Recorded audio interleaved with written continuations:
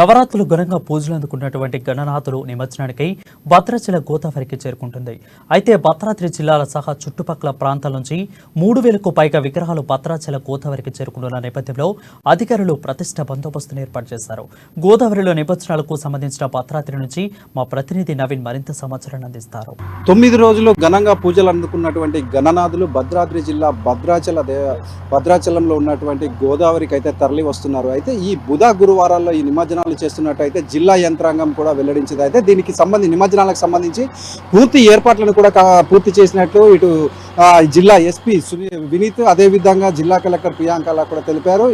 ఈ యొక్క భద్రాచలానికి సంబంధించి 3,000 విగ్రహాలు కూడా ఈ గోదావరిలో నిమజ్జనానికి అయితే తరలి వస్తాయని అయితే మనకు తెలుస్తుంది. అదేవిధంగా ఇక్కడ ఉన్నటువంటి ఈ యొక్క 3,000 విగ్రహాలకు సంబంధించి 300 మంది సహాయక సిబ్బంది, అదేవిధంగా 3 భారీ క్రేన్లను, ఏదైతే భారీ విగ్రహాలు ఈ యొక్క గోదావరికి ఈ నిమజ్జనానికి తరలిస్తున్నటువంటి గణనాథుల్ని ఈ గోదావరిలో నిమజ్జనం చేసేందుకు 3 క్రేన్లను, అదేవిధంగా 3 లాంచీలను కూడా సిద్ధం ఉంచినట్లు, 25 మంది గజయితయాలను కూడా అందుబాటులో ఉంచినట్లయితే జిల్లా అధికారులు అయితే వెల్లడించినట్లుగా కూడా చూడవచ్చు. అయితే దీనికి సంబంధించి ఒక భద్రాచలానికి తరలి వస్తున్నటువంటి యొక్క గణనాథులకు సంబంధించి రూట్ మ్యాప్ను కూడా జిల్లా అధికారులు వెల్లడించినట్లుగా కూడా మనం భద్రాచలానికి చేరుకున్నటువంటి ఈ గణనాథులు కూనవరం రోడ్డు మీదుగా ఇటు కరకట్ట మీదుగా ఈ యొక్క నిమజ్జన ప్రదేశానికి అయితే రావాల్సి ఉంటుంది. అనంతరం నిమజ్జనం చేసినాక ఈ యొక్క వాహనాలను అయితే జాతీయ రహదారికి అయితే అనుసంధానం చేస్తున్నారు. అదేవిధంగా ఈ యొక్క డీజేలకు ఎటువంటి పర్మిషన్ లేదని, అదేవిధంగా ఈ నియమాలు పాటించకుండా ఈ యొక్క నిమజ్జనానికి వచ్చినటువంటి వాహనాలపై కఠిన చర్యలు తీసుకుంటామని అధికారులు అయితే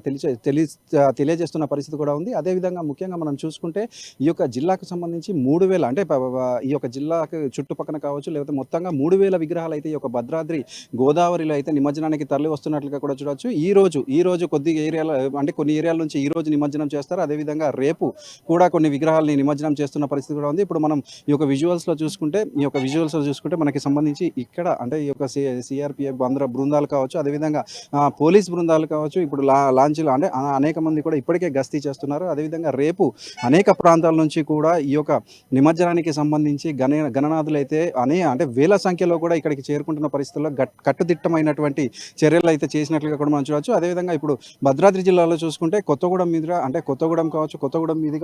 మీద నుంచి పాల్వంచ భద్రాచలంకి చేరుకున్నటువంటి గణనాథులు ఈ యొక్క భద్రాచలం మీద నుంచి ఇటు ఈ విధంగా కూనవరం రోడ్లోంచి ఈ యొక్క కరకట్ట మీదకైతే వస్తాయని చెప్తున్నారు. అదేవిధంగా ఇక్కడికి వచ్చినటువంటి వాహనాలకు సంబంధించి 3 పార్కింగ్ ప్రదేశాలను కూడా ఏర్పాటు చేసినట్లుగా కూడా అధికారులు వెల్లడించారు.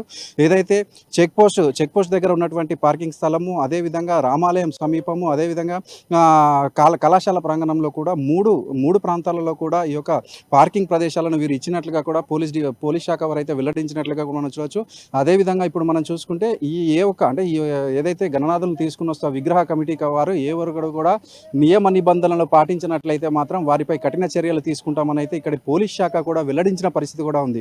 మొత్తంగా మనం చూసుకుంటే ఈ రోజు మరియు రేపు అయితే అధికంగా కూడా ఈ గణనాథుల యొక్క నిమజ్జనాలు అయితే జరిగే అవకాశం కూడా ఉన్నట్లు జిల్లా అధికారులు అయితే తెలియజేస్తున్నారు. కెమెరామెన్ శ్రీనివాస్తో నవీన్, అమ్మా న్యూస్.